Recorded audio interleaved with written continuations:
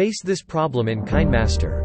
I solve your problem. Please watch full video. How to make mobile frame in video with mobile.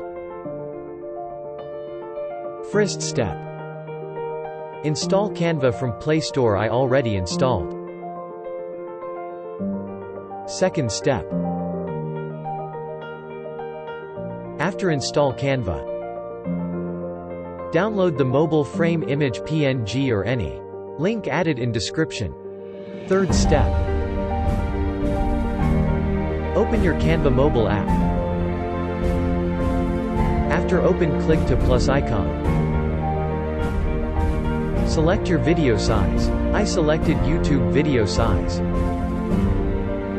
You can use videos or images in background as your wish.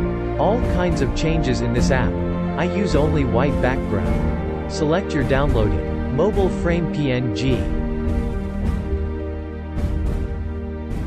Set your mobile frame size. Click on plus icon.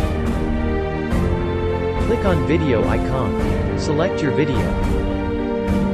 Set your video size. After set your video, click on first arrow. Your video download in your gallery. Please check now.